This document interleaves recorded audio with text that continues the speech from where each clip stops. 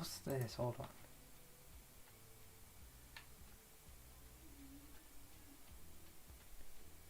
Why is it unlisted?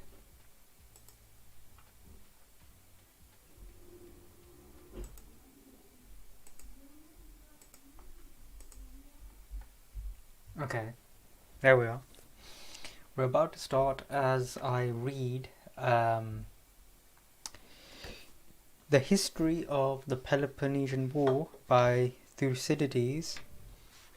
I don't read many books, and certainly not chunky ones like this, and I need to read it because there's going to be a module that's sort of, it's not based on this, but it's helpful to read this, and also I am quite interested in it anyway, so yeah. 1 second before we start. Oh yeah, news just in. I passed the Latin exam quite easily. Not easily. I've got 60%.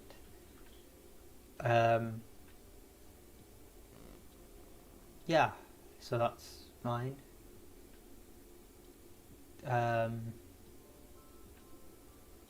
Yeah, got Greek to do next year. But anyway, as we begin reading, I feel like I'm going to be interrupted within the next... What's this? Oh, I'm going to be interrupted quite frequently, which is annoying when you're trying to read.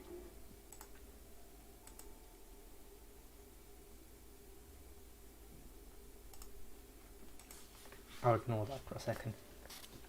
Anyway. What does this say? No data. Is this streaming? Is this not streaming? What's going on? Let me just check.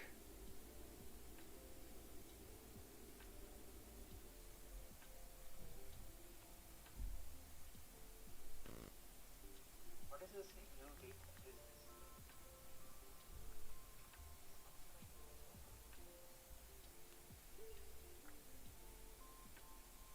Yeah, it looks like it's streaming. Say something you can't.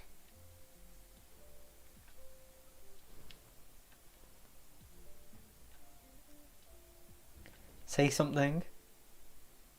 I'm not saying anything. God, the lag. Yeah, okay, yeah. It's fine. Yes, let's continue. Okay. Book 1, Introduction. Thucydides the Athenian wrote the history of the war fought between Athens and Sparta, beginning the account at the very outbreak of the war, in the belief that it was going to be a great war and more worth writing about than any of those which had taken place in the past. My belief was based on the fact that the two sides were at the very height of their power, and I saw too that the rest of the Hellenistic world was committed to one side or the other. Even those who were not immediately engaged were deliberately on the courses which they were to take later. This was the greatest disturbance in the history of the Hellenes, affecting also a large part of the non-Hellenistic world, and indeed, I might also say, the whole of mankind.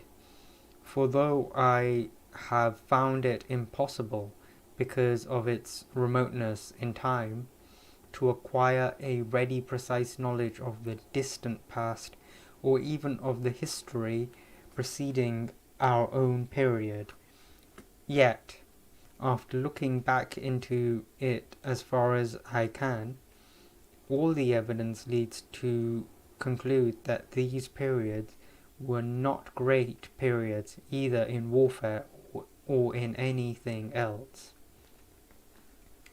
Right, okay.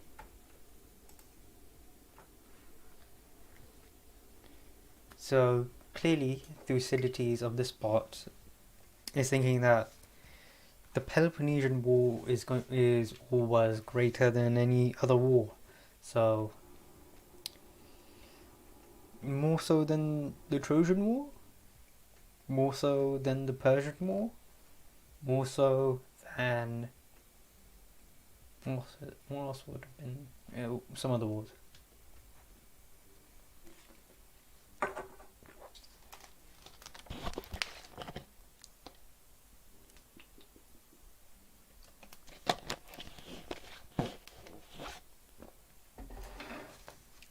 Okay.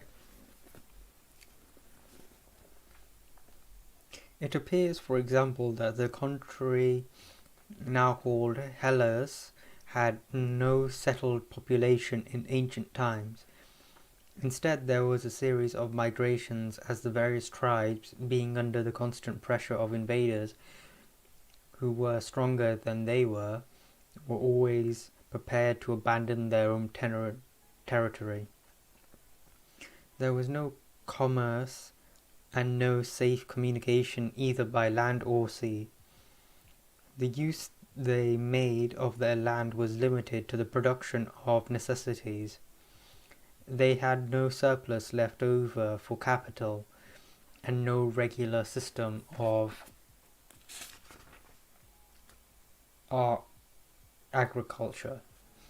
Since they lacked the protection of fortifications and at any moment an invader might appear and take their land away from them, thus in the belief that the day-to-day necessities of life could be secured just as well in one place as in another, they showed no reluctance in moving from their homes, and therefore built no cities of any size or strength, nor acquired any important resources.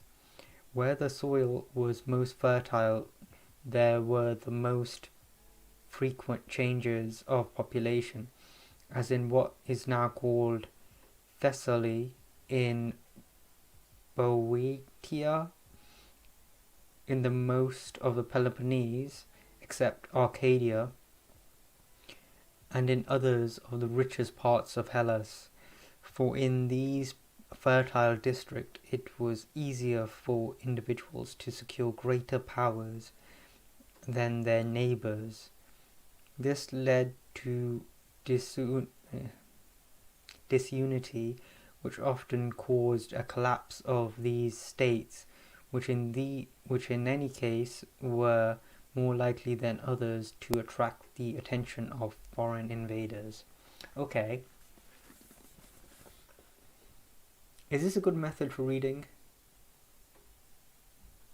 I don't know. On one hand, it's definitely slower. Although on the other, I feel like I'm putting greater emphasis onto every word and sentence that I say. So there we are. I shall continue. 1 second. I need to turn off the mic for a second.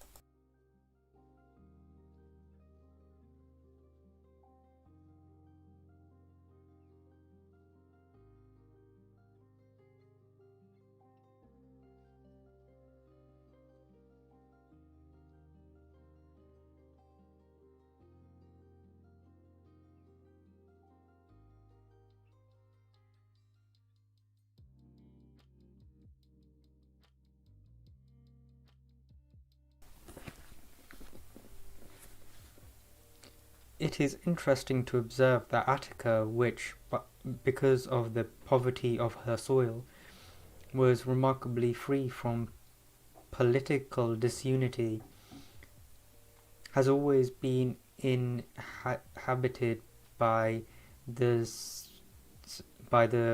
same race of people. Indeed, this is an important example of my theory that was because of migration that there was uneven development elsewhere. For when people were driven out from other parts of Greece by war or by disturbances, the most powerful of them took refuge in Athens, as being a stable society then they became citizens, and soon made the city even more populous than it had been before, with the result that later Attica became too small for their inhabitants and colonies were sent out to Ionia. Another point which seems to me good evidence for the weakness of the early inhabitants of the country is this. We have no record of any action taken by Hellenes as a whole before the Trojan War. Indeed, my view is that at this time the whole country was not even called Hellas. Before the time of Hellen, the son of Diocletian, the name did not exist at all, and different parts were known by the names of different tribes, with the name Pelasgian predominating. After Hellen and his sons had grown powerful in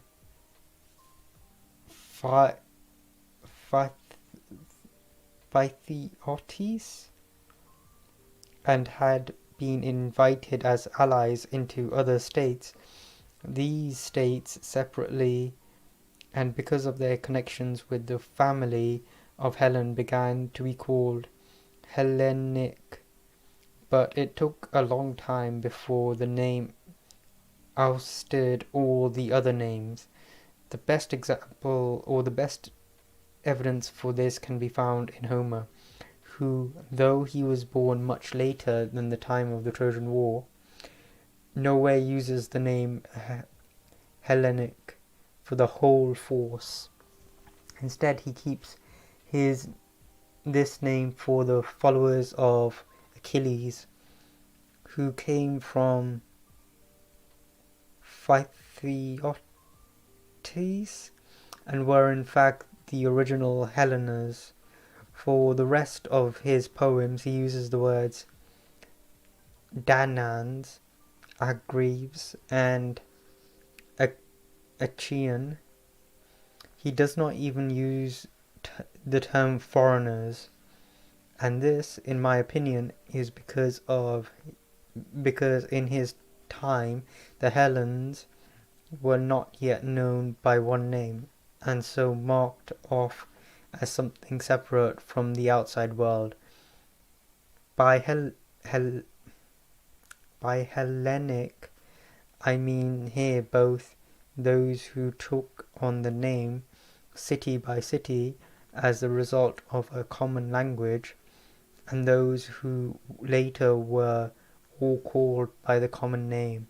In any case, these various Hellenic states, weak in themselves and lacking in communications with one another, took no kind of collective action before the time of the Trojan War, and they could not have united even for the Trojan expedition unless they had previously acquired a greater knowledge of seafaring.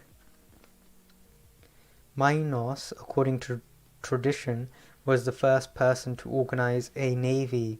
He controlled the greater part of what is now called the Hellenic Sea.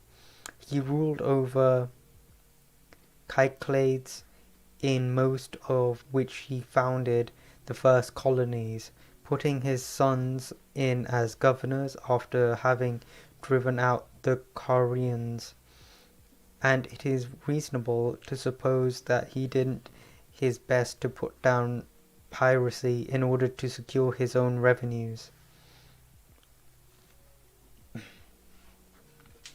For in these early times, as communication by sea became easier, so piracy became a common profession both among the Hellenes and among the barbarians who lived on the coast and in the islands. The leading pirates were powerful men, acting both out of self-interest and in order to support the weak among their own people. They would descend upon cities which were unprotected by walls, and indeed consisted only of scattered settlements, and by plundering such places they would gain most of their livelihood. At this time, such a profession, so far being regarded as disgraceful, was considered quite honourable. It is an attitude that can be illustrated even today by some of the inhabitants of the mainland, among whom successful piracy is regarded as something to be proud of. And in the old poets, too, we find the regular question always asked of those who arrive by sea: "Are you pirates?" It is never assumed either that those who were so questioned would shrink from admitting the fact, or that those who were interested in finding out the fact would reproach them with it. Okay.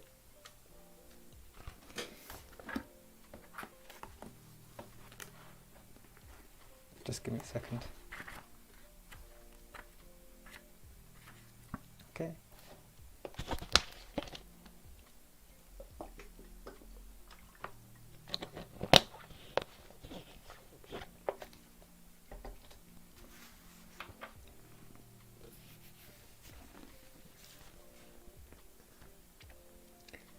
The same system of armed robbery prevailed by land, and even up to the present day much of Hellas still follows the old way of life.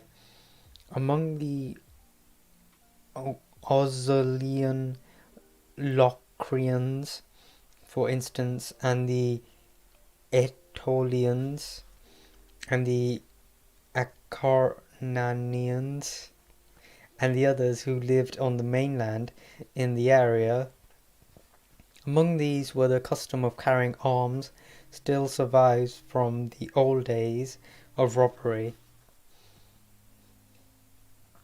For at one time, since houses were unprotected and communication unsafe, this was a general custom throughout the whole of Hellas, and it was the normal thing to carry arms on all occasions. As it is now among foreigners, the fact that the people I have mentioned still live in this way is evidence that once this was the general rule among all the Hellenes.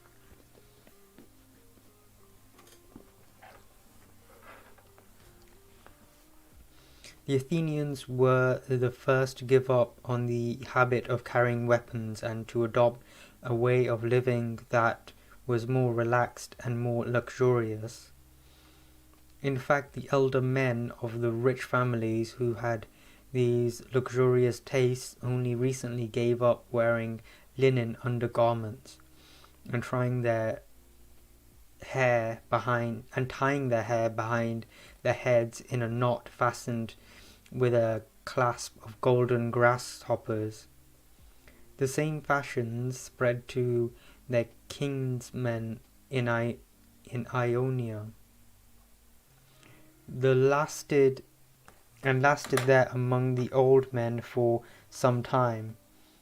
It was the Spartans who first began to dress simply and in accordance with our modern taste.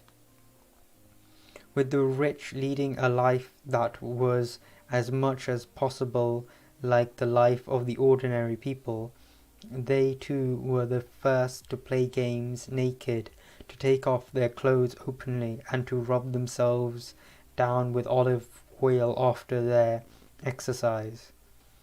In ancient times, even at the Olympic Games, the athletes used to wear coverings for their loins, and indeed this practice was still in existence not very many years ago.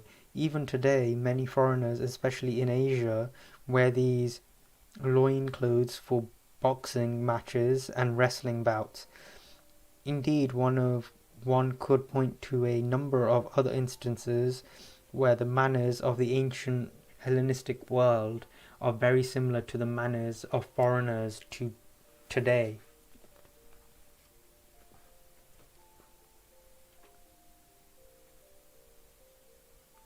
I don't know who's talking right now. When I said the words um, one could point to a number of other instances where the manner of the ancient Hellenistic world are very similar to the manners of foreigners today. I wasn't sure if that meant today as in today, 2021, or if we're talking about Thucydides or Thucydides today. I have a feeling that it's today as in today, 2021. But I thought Thucydides wrote this, the history of the Peloponnesian War.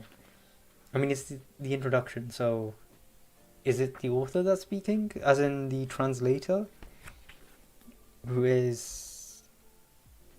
Oh, yeah, okay. No, I don't understand. Okay, anyway, continuing. Cities were sited differently in the later periods, for as seafaring became more general and capital reserves came into existence, new walled cities were built actually on the coasts, and isthmuses were occupied for commercial reasons and for purposes of defense against neighboring powers. Because of the wide prevalence of piracy, the ancient cities, both in the islands and on the mainland, were built at some distance from the sea, and still remain to this day on their original sites.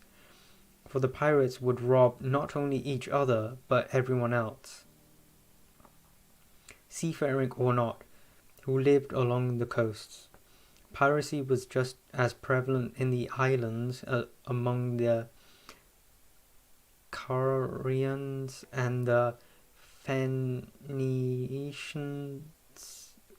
who in fact colonized most of them. This was proved during this present war, when Delos was officially purified by the Athenians and all the graves in the island were opened up.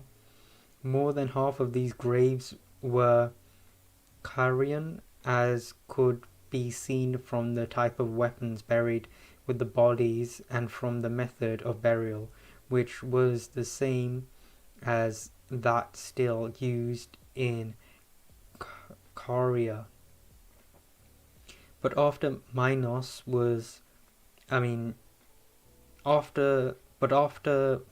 had organized a navy, sea communications improved.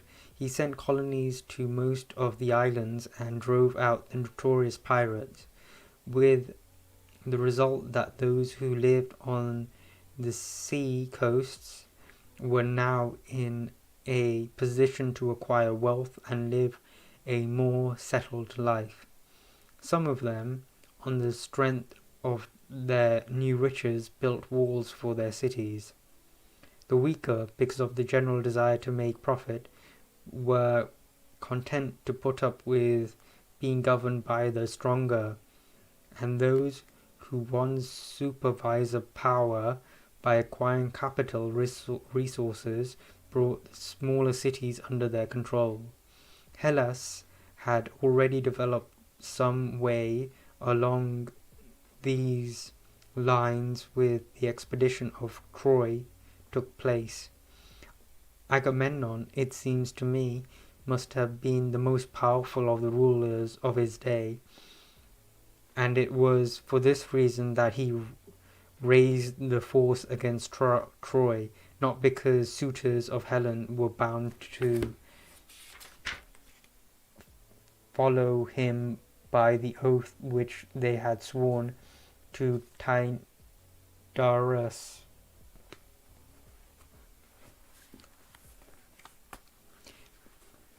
Pelops, according to the most reliable tradition of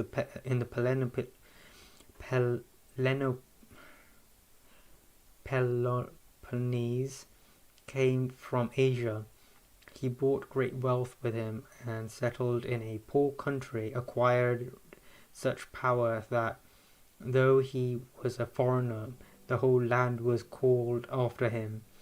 His descendants became still more prosperous. Eurystheus was killed in Attica by the sons of Heracles, and before setting out he had entrusted Mycenae and its government to his relative Atyrus, the brother of Eurystheus' mother, who had been exiled by his father because of the death of Chryspius. These names, my God.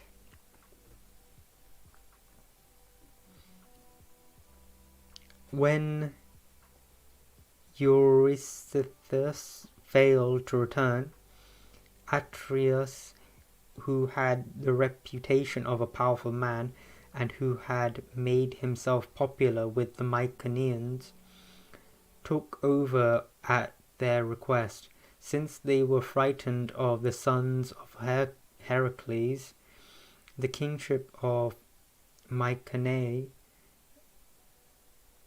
and of all the land that Eurystheus had ruled.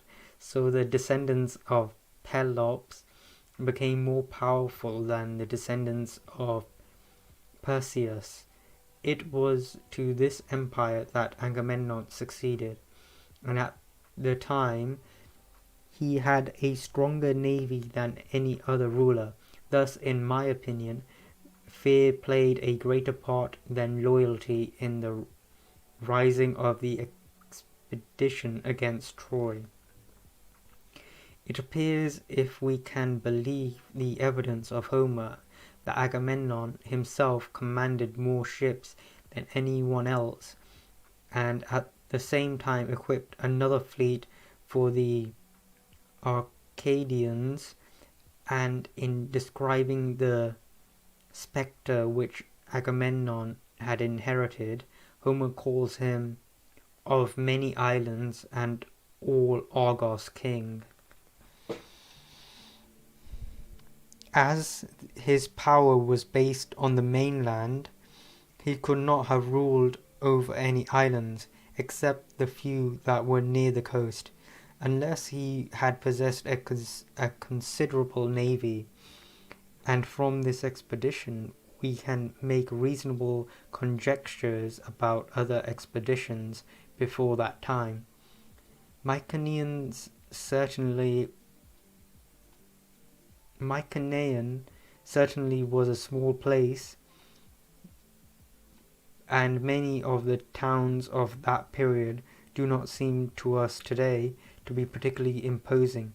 Yet that is not good evidence for rejecting what the poets and what general tradition have to say about the size of the expedition. Suppose, for example, that the city of Sparta were to become deserted and that only the temples and foundations of the building remained. I think the future generations would, as time passed, find it very difficult to believe that the place had really been as powerful as it was represented to be. Yet the Spartans occupied 2/5 of the Peloponnese and stand at the head not only of the whole Peloponnese itself, but also of numerous allies beyond its frontiers. Since, however, the city is not generally planned and contains no temples or monuments of great magnificence, but is simply a collection of villages in the ancient Hellenistic way, its appearance would not come up to expectation. If, on the other hand, the same thing were to happen to Athens, one would conjecture from what met the eye that the city had been twice as powerful as in fact it is. And this is the bit where Thucydides is arguing that Sparta, it was so powerful, but they didn't have that many temples or monuments or fancy architecture. So people, because they didn't have it, because they weren't concerned about that sort of stuff. They were more interested in the military and fighting and warfare, which is what gave them the power that they had. And that's, yeah. So whereas Athens, although it's pretty powerful, they spent a lot more time on temples, monuments, and all sort of architecture, which makes it look more impressive than it really was.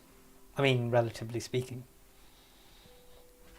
I mean, compared to most places, Athens is quite unique in the ancient world because of how populous it was.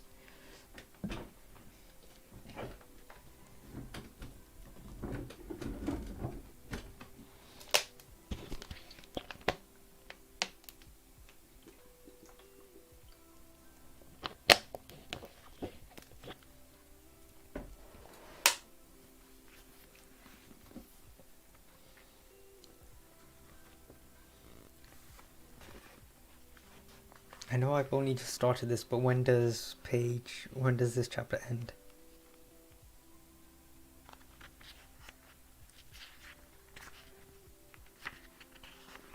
Fucking hell, okay.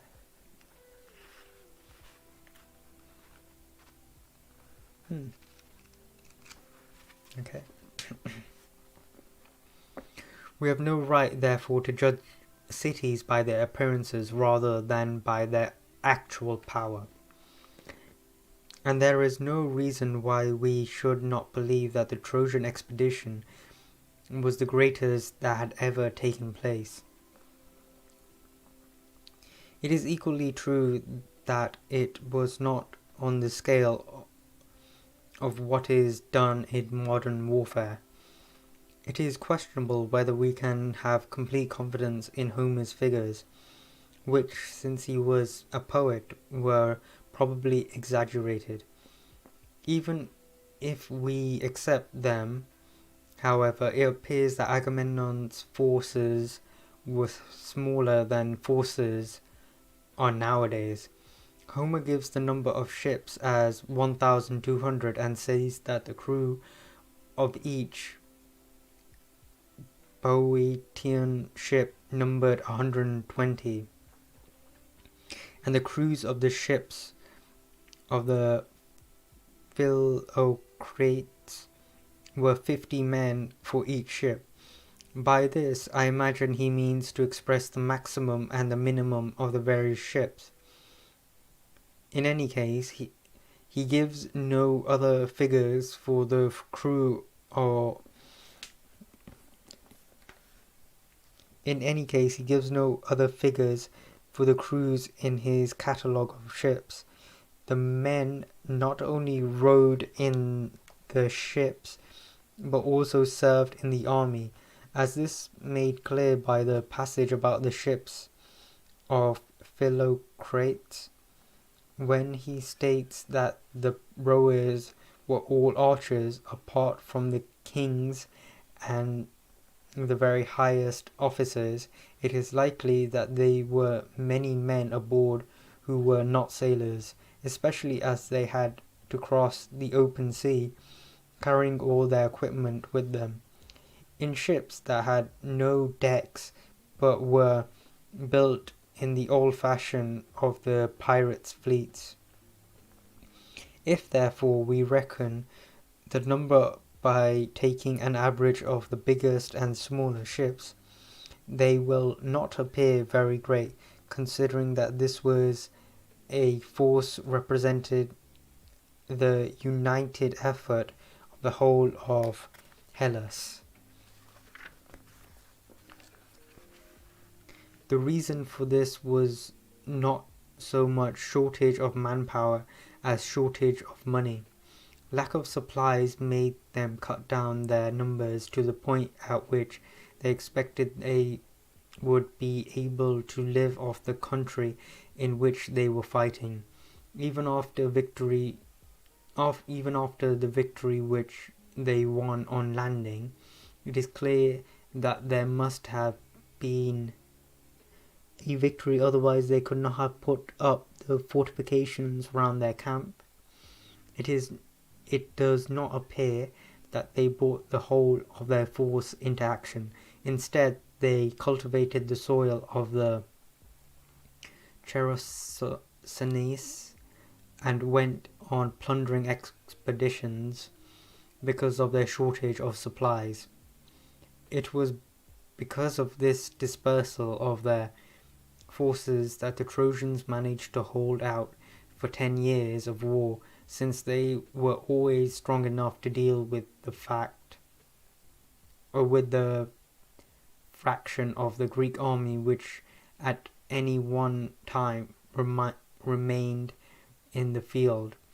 If, however, Agamemnon had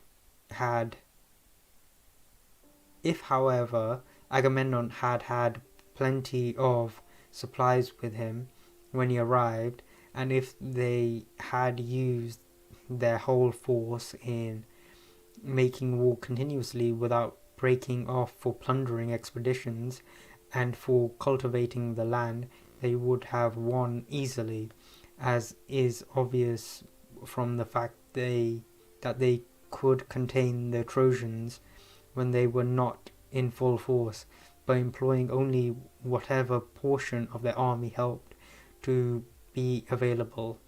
If therefore they had all settled down to the siege at once, they would have taken Troy in a shorter time and with less trouble.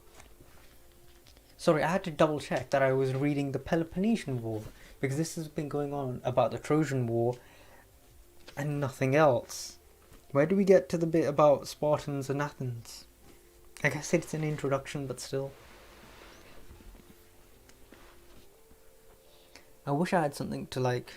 I keep flipping between the lines. God, I should have started this earlier.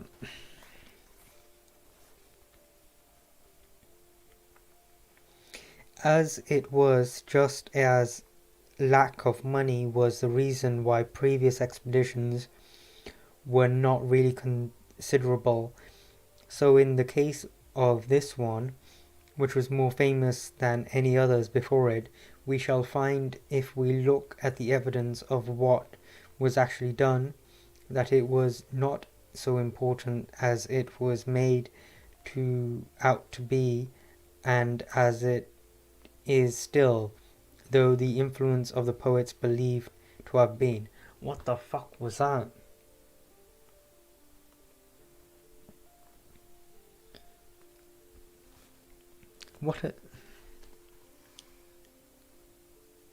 Okay, that was one sentence, by the way. Let me read it again. This is all one sentence. As it was, just as lack of money was the reason why previous expeditions were not really considerable, so in the case of this one, which was more famous than any others before it, we shall find, if we look at the evidence of what is actually done, that it was not so important as it was made out to be, and as it is still, though the influence of the poets believed to have been. There's simpler ways to say this. Even after the Trojan War, Hellas was in a state of fragment. There were constant resettlements and so no opportunities for peaceful development. It was long before the army returned from Troy, and this fact in itself led to many changes.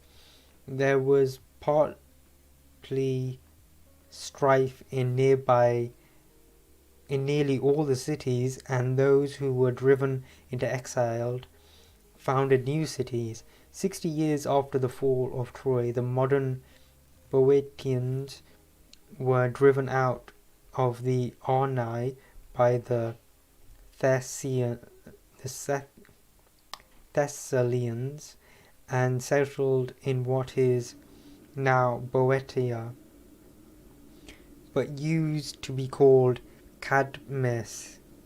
Part of the race had settled in Boeotia before this time, and some of these joined in the expedition of Troy. 20 years after Dorians, with the descendants of Hercules, made themselves masters of the Peloponnese.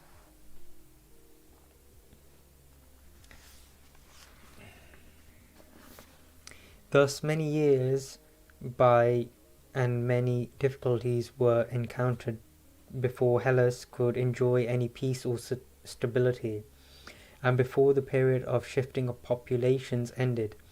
Then came the period of colonization. Ionia and most of the islands were colonized by the Athenians. The Peloponnesians founded most of the colonies in Italy and Sicily, and some in other parts of Hellas. All of them were founded after the Trojan War. The old form of government was hereditary monarchy, with established rights and limitations. But as Hellas became more powerful and as the importance of acquiring money became more and more evident, tyrannies were established in nearly all the cities. Revenues increased, shipbuilding flourished, and ambitions turned towards sea power. The Corinthians were supposed to have been the first to adopt more or less modern methods of shipbuilding, and it is said that first Tritermes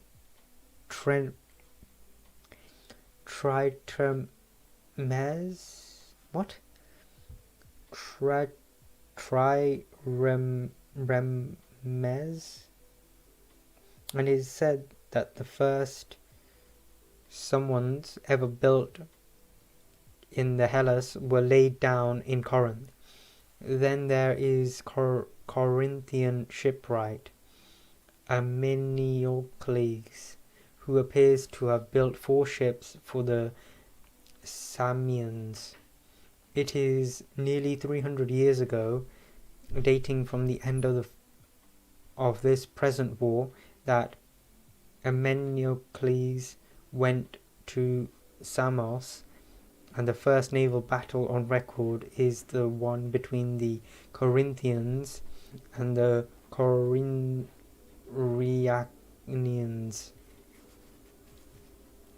This was about 260 years ago. Corinth, planted on its isthmus, had been from time immemorial an important mercantile center, though in ancient days traffic had been by land rather than by sea.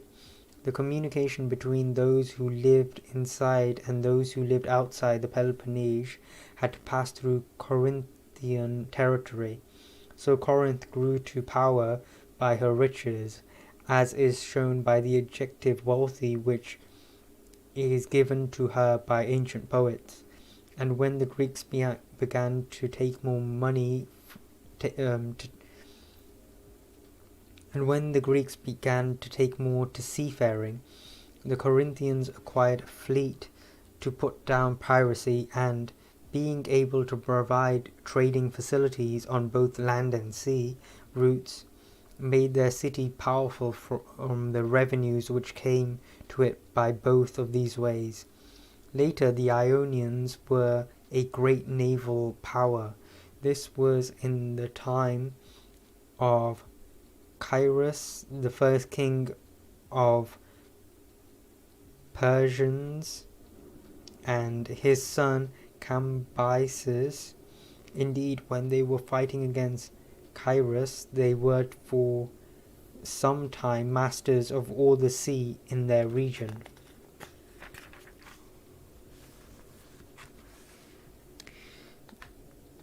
Then Polycrates, the tyrant of Samos, made himself powerful by means of his navy. He conquered a number of the islands, among which were Rhaenia, which is dedicated to the Delian Apollo, the Phocians too, when they were founding Marcellus, defeated the Carthaginians in a naval engagement. These were the greatest navies of the past, and even these navies, though many generations later than the Trojan War, do not seem to have possessed many ships, but to have been still composed, as in the older days, of long boats and boats of 50 oars.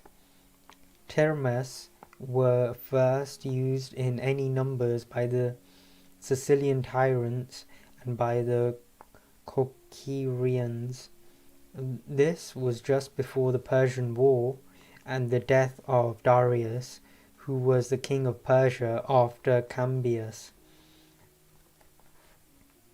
There was no other navies of any importance in Hellas before the time of the expedition of Xerxes.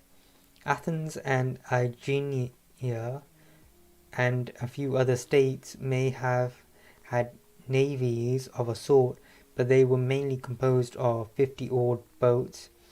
It was at the very end of this period when Athens was at war with Aegina, and when the foreign invasion was expected, that Themistocles persuaded his fellow citizens to build the ships with which they fought the Salamis. Even these ships were not yet constructed with complete decks. All the same, these Hellenistic navies, whether in the remote past or in later periods, although they were, as I have described them, were still a great source of strength to various naval powers. They brought in revenue, and they were the foundations of empire.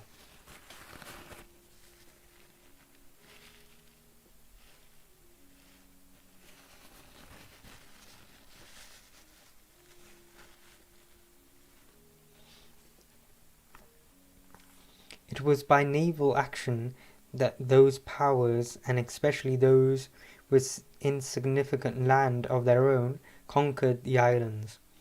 There was no warfare on the land that resulted in the acquisition of an empire. What wars there were simply frontiers, skirmishes. No expedition by land was sent far from the country of its origins, with the purpose of conquering some other power. There were no alliances of smaller states under the leadership of the great powers, nor did smaller states form leagues for action on the basis of equality among themselves. Wars were simply local affairs between neighbors. The nearest approach to combined action was in the ancient war between Chalcis and Eretria. On this occasion, the rest of the Hellenistic world did join in with one side or the other. Different states encountered different obstacles to the course of their development. The Ionians, for instance, were a rapidly rising power, but the king Cyrus and his Persians, having eliminated Corius, invaded the country between the river Halys and the sea, and brought the Ionian cities on the mainland into the Persian Empire. Later, Darius, with the aid of the Phoenician navy, conquered the islands as well. And in the Hellenistic states, that were governed by tyrants, the tyrant's first thought was always for him. And in the Hellenistic states that were governed by tyrants, the tyrant's first thought was always for themselves, for his own personal safety and for greatness of his own family. Consequently, security was the chief political principle of these in governments, and no great action ever came out of them. Nothing, in fact, that went beyond their immediate local interests, except for the tyrants in Sicily, who rose to great power. So, for a long time, the state of affairs everywhere in Hellas was such that nothing very remarkable could be done by any combination of powers, and that even the individual cities were lacking in enterprise.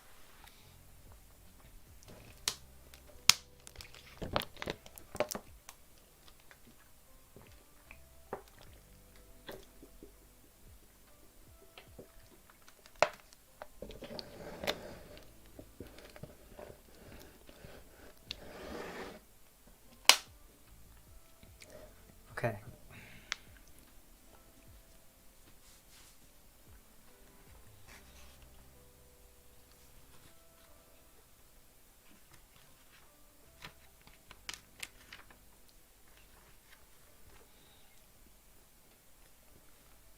Finally, however, the Spartans put down tyranny in the rest of Greece, most of which had been governed by tyrants for much longer than Athens. From the time when the Dorians first settled in Sparta, there had been a particularly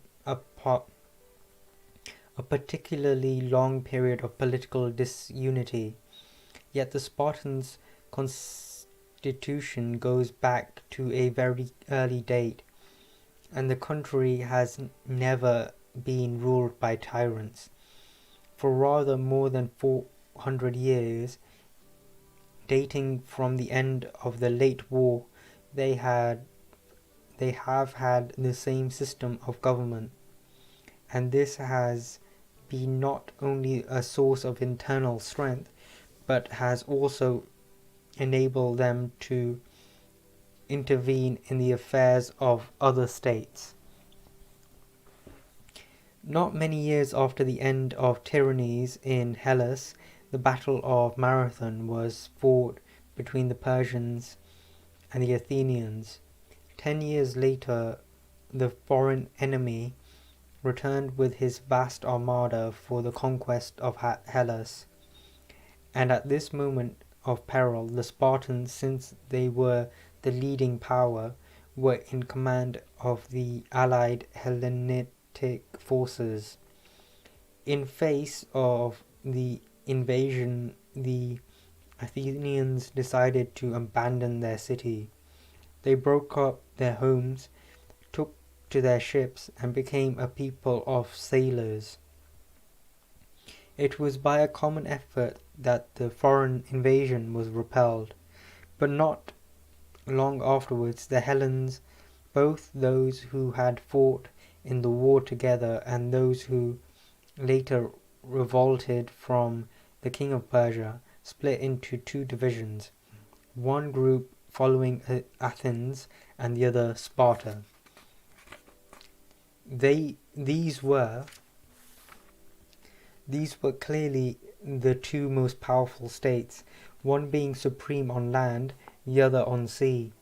For a short time the wartime alliance held together, but it was not long before quarrels took place, and Athens and Sparta, each with their own allies, were at war with each other, while among the rest of the Hellenistic states that had their own differences now joined one or other of the two sides. So from the end of the Persian War till the beginning of the Peloponnesian War, though there were still intervals of peace, on the whole these two powers were either fighting with each other or putting down revolts among their allies. They were consequently in a high state of military preparedness and had gained their military experience in the hard school of danger. The Spartans did not make their allies pay tribute, but saw to it that they were governed by oligarchies who would work in the Spartan interest. Athens, on the other hand, had the course of time taken over the fleets of her allies, except for those of Chios and Lebos, and had made them pay contributions of money instead. Thus the forces available to Athens alone for this war were greater than the combined forces had ever been when the alliance was still intact. In investigating past history and in forming the conclusions which I have formed, it must be admitted that one cannot rely on every detail which has come down to us by this way of tradition. People were inclined to accept all stories of ancient times in an uncritical way, even when these stories concern their own native countries. Most people in Athens, for instance, are under the impression that Hipparchus, who was killed by Harmodius and Aristogiton, was tyrant at the time, not realizing that it was Hippias who was the eldest and the chief of the sons of Pisistratus, and that Hipparchus and Thessalus were his younger brothers. What happened was this: on the very day that had been fixed for their attempt, indeed at the very last moment, Harmodius and Aristogiton had reason to believe that Hippias had been informed of a plot by some of the conspirators. Believing him to have been forewarned, they kept away from him, but as they wanted to perform some daring exploit before they were arrested themselves, they killed Hipparchus when they found him by the Lycuronium organizing the Pan-Athenic procession. The rest of the Hellenes, too, made many innocent or incorrect assumptions, not only about the dimly remembered past, but also about contemporary history. For instance, there is a general belief that the kings of Sparta are each entitled to 2 votes, whereas in fact they only had 1. And it is believed, too, that the Spartans have a company of troops called Petante. Such a company has never existed. Most people, in fact, will not take trouble in finding out the truth, but are much more inclined to accept the first story they hear. And this is the bit where he is saying, I am better than other historians, and I'm better than Homer and his peers, because I don't just believe the first story I hear. I ask a lot of different people to get different versions and to build up some sort of concrete narrative.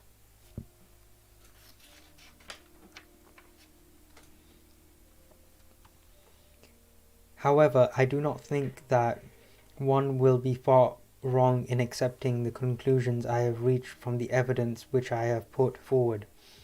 It is better evidence than that of the poets who exaggerate the importance of their themes, or of those prose chronicles who are less interested in telling the truth than in catching the attention of their public, whose authorities cannot be checked, and whose subject matter, owing to the passage of time, is mostly lost in the unreliable streams of mythology.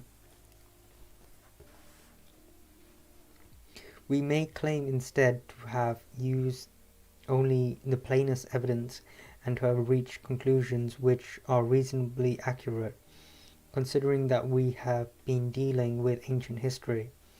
As this is present war, even though people are apt to think that the war in which they are fighting is the greatest of all the wars, when it is over, to relapse again into their admiration of the past. Nevertheless, if one looks at the facts themselves, one will see that this was the greatest of all. In this history, I have made use of set speeches, some of which were delivered just before and others during the war. I have found it difficult to remember the precise words used in the speeches, which I listed to myself, and my various informants have experienced the same difficulty. So my method has been, while keeping as closely as possible to the general sense of the words that were accurately used, to make the speeches say what, in my opinion, was called for by each situation, and with regard my factual reporting of the events of the war, I have made it a principle not to write down the first story that I came across, and not even to be guided by my own general impressions. Either I was present myself at the events which I have described, or else I heard of them from eyewitnesses whose reports I have checked with as much thoroughness as possible. Not that even so the truth was easy to discover. Different eyewitnesses give different accounts of the same events, speaking out of partiality for one side or the other, or else from imperfect memories, and it may well be that my history will seem less easy to read because of the absence in it of romantic elements. It will be enough for me, however, if these words of mine are judged useful by those who want to understand clearly the events which happened in the past, and which, human nature being what it is, will at some time or another, in much the same ways, be repeated in the future. My work is not a piece of writing designed to meet the taste of an indeterminate public, but was done to last forever.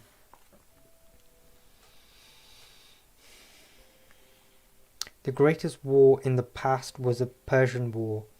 Yet in this war, the decision was reached quickly as a result of 2 naval battles and 2 battles on land. The Peloponnesian War, on the other hand, not only lasted for a long time, but throughout its course brought with it unprecedented suffering for Hellas.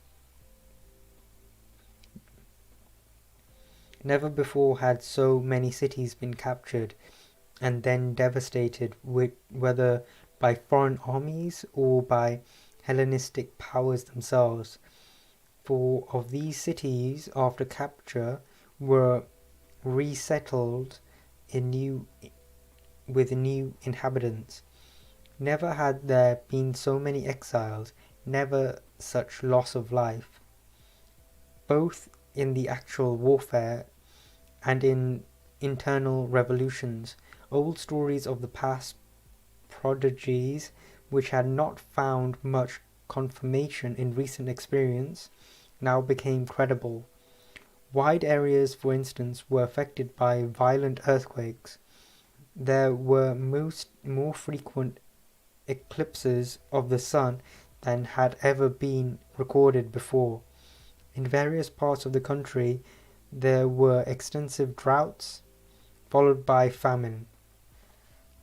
And there was a plague which did more to harm and destroyed more life than almost any other single factor. All of these calamities fell together upon the Hellenistics after the outbreak of war. War began when the Athenians and the Peloponnesians broke the 30-year truce which had been made after the capture of Euboea. As to the reason why they broke the truce, I propose first to give an account of the causes of complaint which they had against each other, and of the specific instances where their interests clashed.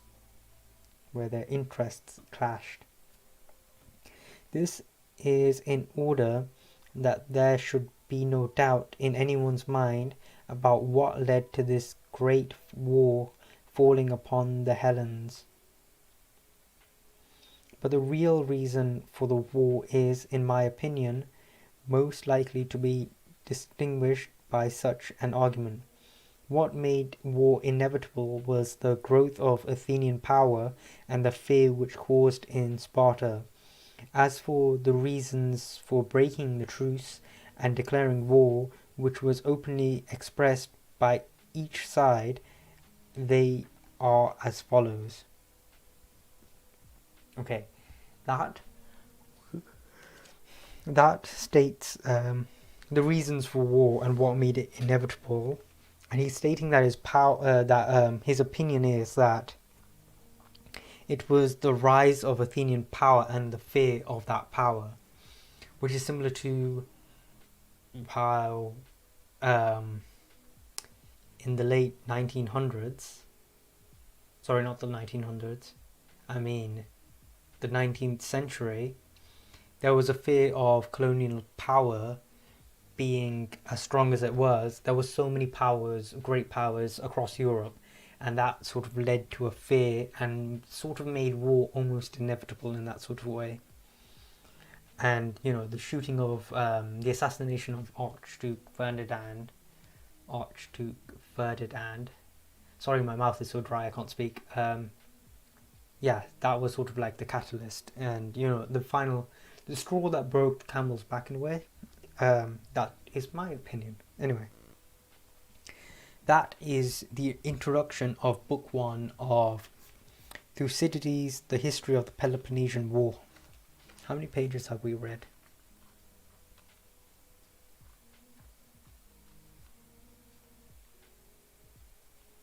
No, we didn't read that many.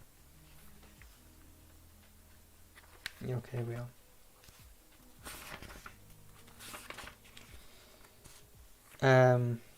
Let's see. 49 to 36. Oh, sorry. It's 35 minus 49. 14 pages. Kind of slow, but fair enough. I guess it's a start. I'll make a note of it. Do I have a bookmark? I don't have a bookmark. I'll just use you.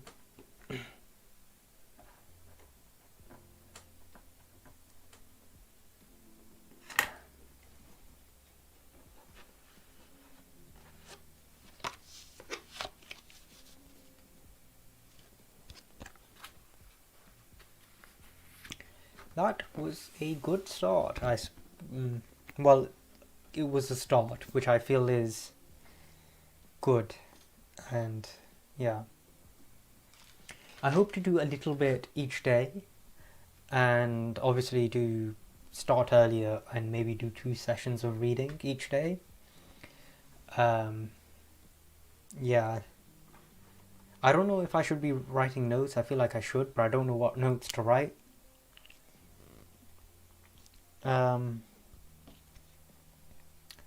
Yeah, that's pretty much it. What else should I say? I was gonna start gaming, but it's like 11:20, and I know it's the summer holidays and you know that sort of stuff.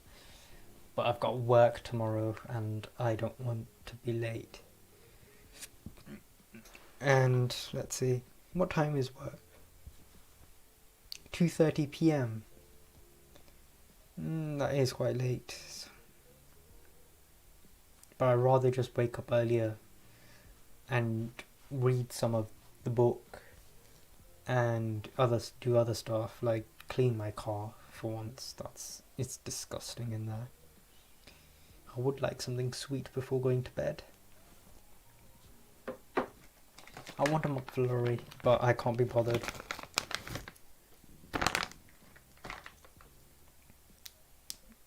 I'll have a Starburst. Yeah. I hope this book goes well and I continue and finish it, because then I could have other books and do other things and, you know, continue this. I feel like I've read a little bit of this and I should I go one step at a time, or should I just fuck it and start reading 2 books simultaneously? It would be faster.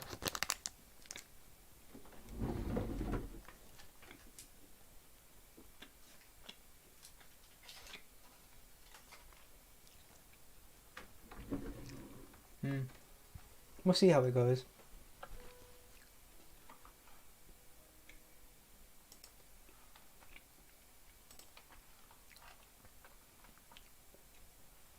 Oh yeah, Dr. Dre released new music, I think.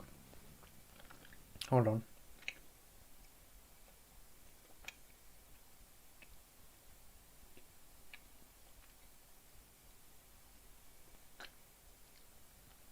Let's see what it is.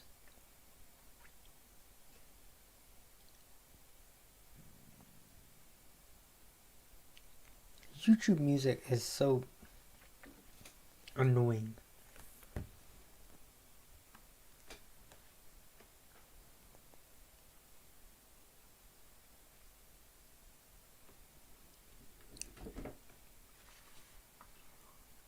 Let me just do a quick search. Dr. Dre.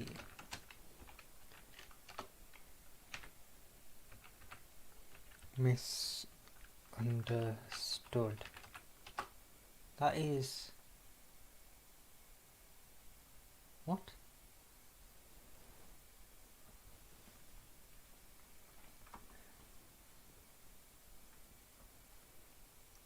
What's going on? It says this song was released years ago.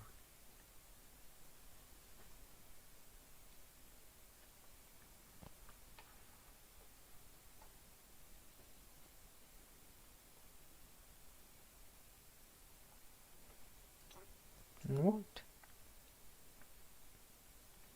Is there any...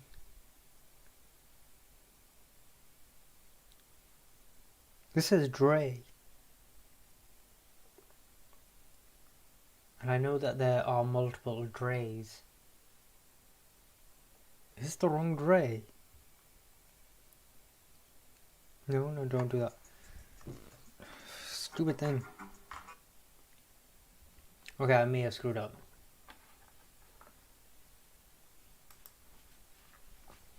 It might have been...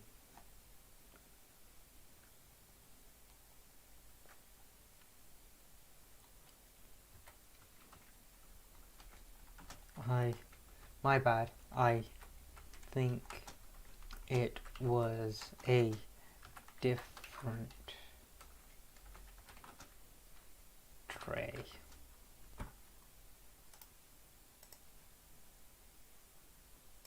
I'll just write that, and I am going to be mocked for making such a schoolboy error. Oh, wearing these headphones is so uncomfortable. But anyway, thank you for watching, and I shall see you guys tomorrow as we continue with the book and whatever other book I plan to read. So yes, thank you, and